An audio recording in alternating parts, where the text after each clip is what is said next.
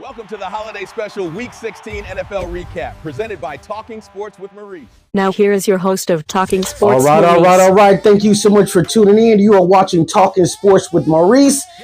I'm in my game room on this rainy, chilly Tuesday evening. And look, I'm going to get right into it because playoff implications running rapid as we getting towards the end of the season. We got 5 teams that have already clinched in the AFC. I'm talking about the Buffalo Bills, the Denver Broncos, the Jacksonville Jaguars, the Los Angeles Chargers, and the New England Patriots. In the NFC, we got 5 teams that have already clinched the playoff berth. 3 is from the NFC West, and the Chicago Bears and the Philadelphia Eagles, who also clinched a playoff of the NFC East on last Saturday, beating the Washington Commanders. Slow start, but they took care of business. Now let's go ahead and jump into the Chicago Bears versus the Green Bay Packers. And again, this is another week where the Green Bay Packers suffered a significant injury. This time it was Jordan Love. He went out the game concussed. Look, Malik Willis went in there and tried to hold down the fort.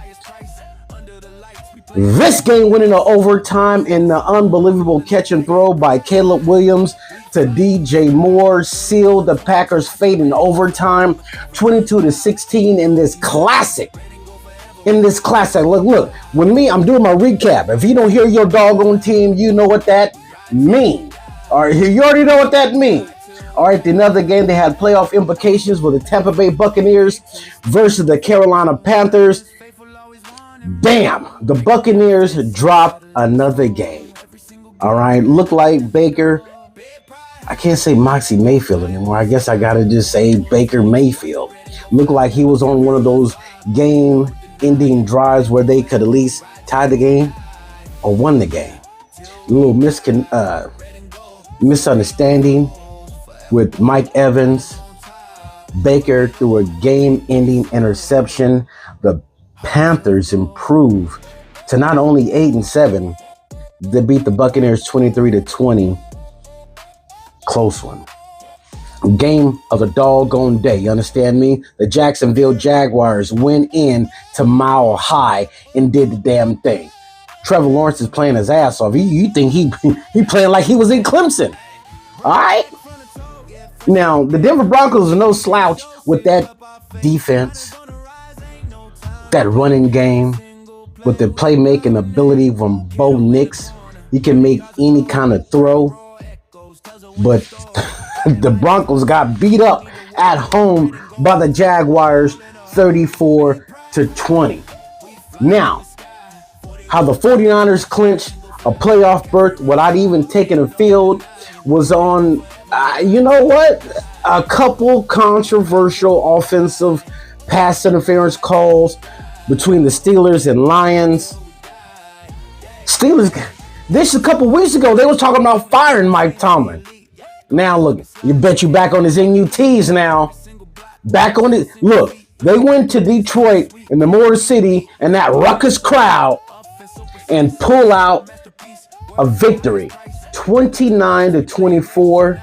The Steelers, they are in first place. They are in a driver's seat for the playoffs. The slop knocker, the Patriots, the Ravens. I've been telling y'all week after week after week that the Ravens, they need to win every game to stay afloat in the playoff boat. Did not happen. Drake May, Stephon Diggs, unbelievable connection. If you want to say Drake May has the best deep ball pause in the NFL, go ahead and do that. Lamar Jackson, he got roughed up, did not return to the game.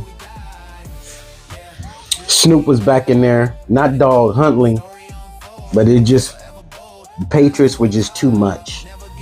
They're not giving the ball late to Derrick Henry for some odd reason. He had 2 touchdowns over 120 yards, and y'all stopped giving the ball to him. 28-24 was the final score. Look, at this point in time, should I put a fork in the Baltimore Ravens? Should I fork them? On Monday night, you got to give it up to Phillip Rivers. haven't played professional football in 5 years. Being that he is 44 years old. And in the first quarter, he was carving up the Niners defense. He was commanding the line of scrimmage with his cadence. He was making the necessary adjustments and slinging that peel for touchdowns. And I was saying on the cats, like, we gonna put some pressure on him. We gonna make him uncomfortable. Cause from the yeah, he has no mobility. And it definitely showed. Robert Saleh. And I was figuring out, like, okay, we're gonna make some adjustments. And we did just that. But the Colts, on defense, there was no adjustments on what Brock Purdy was doing. He put on an absolute show, covering up the Indianapolis Colts defense all game long. The Niners came closer. Now look, the Niners already know they clinched the playoff berth. They already know they clinched the playoff berth.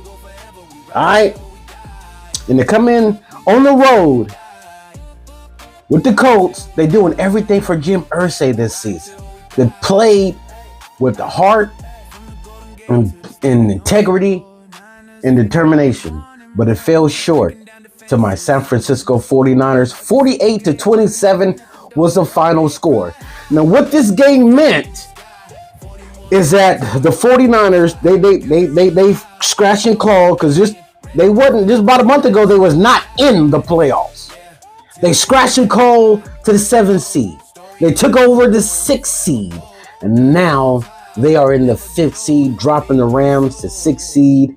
2 more games to go. The number 1 seed is on the line in the AFC and also the NFC. These last 2 weeks is going to be bonkers. Thank you so much for watching my holiday recap show.